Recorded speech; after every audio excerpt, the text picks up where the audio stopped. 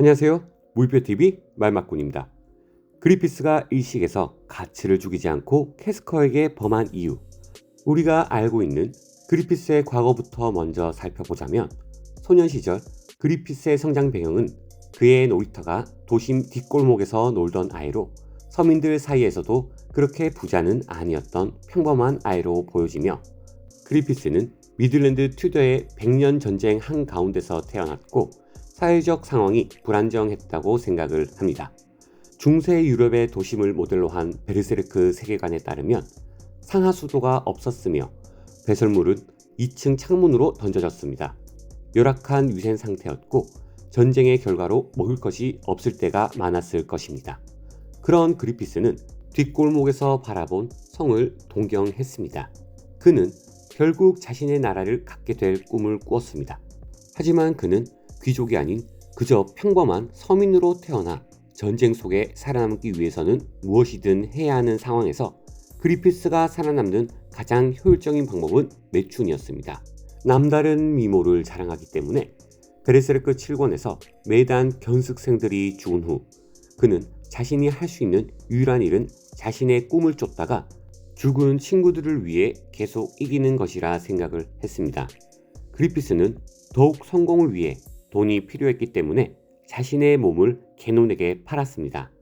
망설임 없이 수단으로 자신의 몸을 팔 수 있는 선택을 할 수 있었다는 점은 그리피스가 과거에도 그런 경험을 한 적이 있었다라고 생각을 해볼 수가 있습니다. 다만 그가 살기 위해 그 길을 선택했는지 아니면 부모님이 선택을 하게 했는지는 모릅니다. 어떠한 선택도 마다하지 않았던 그리피스가 느끼는 가치에 대한 감정은 사랑에 가까운 감정을 가졌다라고 생각을 해봅니다. 그리피스가 유일하게 속마음을 털어놓을 수 있는 메이단 중 가장 의지했던 사람, 그랬기에 암살 등 메이단의 막중한 책임을 그에게 맡겼던 이유이기도 하고, 그리피스의 꿈에 다가갈 수 있도록 동료들 중에서도 가장 신뢰했던 가치입니다. 하지만 가츠는 그리피스의 꿈에 매달리지 않고 그리피스와 평등하게 친구가 되기 위해 스스로 무언가를 깨닫기 위해 메이단을 떠났습니다. 그리피스에게 있어 가츠는 수만 명의 친구와 수만 명의 적 중 유일하게 자신의 꿈을 잊게 해준 친구 이상의 존재였고, 결국 소유할 수가 없었기에 그리피스는 무너지고 맙니다. 그때부터 캐스커의 존재가 가츠에 대한 그리피스의 복수의 연결고리가 됩니다. 중간 광고 잠시 하도록 하겠습니다. 베르세르크 피규어는 무비피규어에서 만나보시길 바라겠습니다. 캐스커의 입장에서는 과거 그리피스에게 목숨을 구해줘 절대적인 충성심과 존경심을 가지고 있습니다. 초반에는 그리피스를 사랑에 가까운 감정으로 동경, 동시에 도달할 수 없는 존재로 느끼며 스스로를 누르고 있었는데, 이후 가츠 등장으로 감정이 복잡해집니다. 그리피스의 입장에서는 캐스커는 단지 유능한 부하일 뿐 인간적인 애정은 거의 없고 사실상 아무런 존재가 아니었으나, 가츠와 캐스커의 관계, 자신의 몰락 이유, 부하에게 기댈 수밖에 없는 나약함과 수치심으로 인해 페무토로 전생을 하며 캐스커에게 지울 수 없는 트라우마를 남깁니다. 이 시점에서 둘의 관계는 완전히 파괴가 되며, 캐스커에게 있어 그리피스는 과거에는 존경과 사랑의 대상이었지만 지금은 공포와 상처의 근원이 되었고, 이야기 전체에서 욕망, 소유, 꿈의 잔혹함을 상징하는 관계가 되었습니다. 그리피스에게 가츠는 자신의 꿈을 가능하게 해준 존재이자 동시에 자신을 떠난 배신자였습니다. 캐스커는 가츠가 사랑한 사람이었고, 그리피스는 가츠의 눈앞에서 캐스커를 유린함으로써 내가 소중히 여기는 것은 모든 것은 이제 내 것이다 라는 절대적인 지배를 선언을 한 장면이기도 합니다. 즉, 캐스커는 목적이 아니라 가츠를 파괴하기 위한 수단이었습니다. 그리피스는 과거에 동료를 위했고 캐스커의 마음을 알고 있었으며 죄책감과 책임감을 느꼈던 인간이었습니다. 그러나 페무토로 전생하는 순간 그는 인간 시절의 감정과 윤리를 완전히 짓밟아야 했습니다. 캐스커를 범하는 행위는 나는 더 이상 인간이 아니다 라는 자기 선언이자 인간 그리피스와의 의도적인 단절 의식입니다. 캐스커는 한때 그리피스를 존경했고 따르던 존재였지만 결국 가츠를 선택했습니다. 그리피스에게 이는 내 꿈에서 벗어난 인간이었고 그리피스는 그것을 용납하지 않았던 것입니다. 단순한 폭력이 아니라 자율성과 존엄을 완전히 부정하는 행위로서 중요한 점은 그리피스는 가츠가 반드시 보고 있어야만 했습니다. 이는 단순히 상처를 주는 게 아니라 가츠의 트라우마를 평생 각인시키고 그리피스의 존재를 지울 수 없는 악몽으로 만들기 위함입니다. 죽이는 것보다 살려두고 기억하게 하는 복수입니다.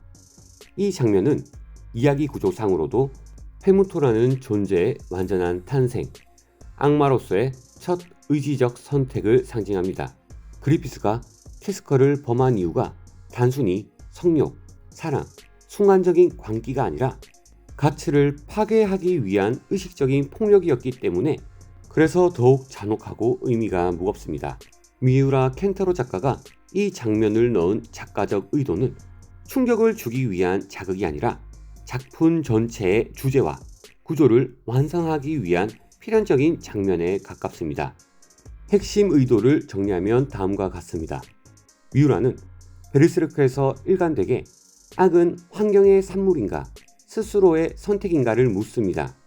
그리피스는 고통받고 파괴된 피해자이기도 했지만 이 장면에서 그는 명확하게 선택을 합니다. 캐스커를 해칠 필요는 없었습니다. 가츠를 죽일 수도 있었습니다. 아무것도 하지 않을 수도 있었습니다.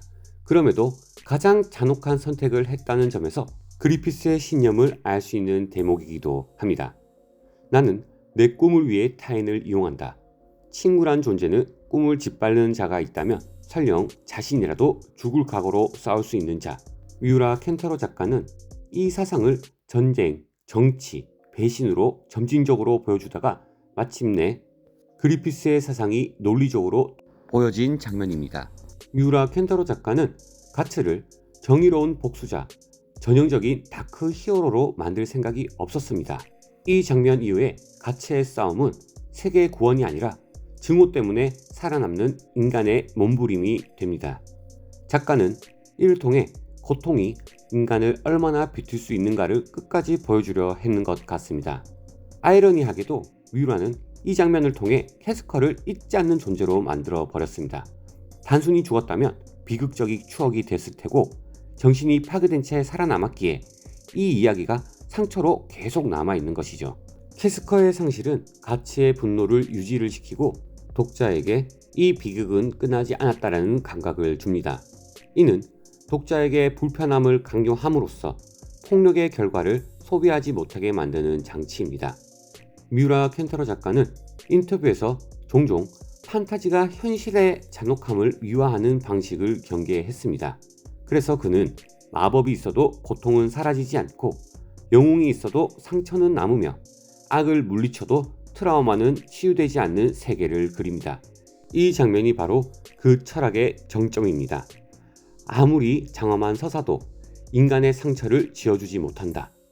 이 장면 이후 그리피스를 동정한 자유는 남아있지만 용서하거나 미화하기는 거의 불가능해집니다. 작가는 독자의 윤리적 한계를 시험을 한 것입니다. 그래서 이 장면은 보기 힘들고 불쾌하며 잊혀지지 않고 베르세르크라는 작품을 완성을 시킵니다. 캐스커의 정신붕괴와 가츠의 분노와 잃어버린 동료들의 무게는 치유로 삭제될 수 없는 현실의 상처입니다. 만약 캐스커가 완전히 회복이 되고 가츠가 분노를 내려놓고 세계가 정상화되었다면 그 순간 폭력은 서서적으로 정리가 되고 소비가 되어 버립니다. 이 하나의 장면만으로도 우리는 베르세르크의 결말을 예측할 수가 있습니다. 많은 작품의 결말들은 악을 쓰러뜨리고 상처를 씻어내며 세계를 재정렬합니다.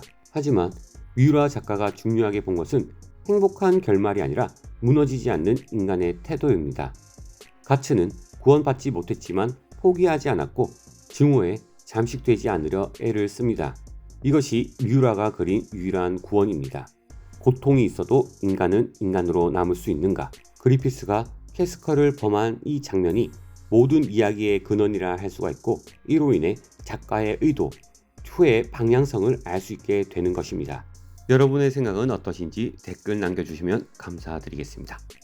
오늘 리뷰는 여기서 마무리하도록 하겠습니다. 이상 무비피어TV 마인바꾼이었습니다. 감사합니다.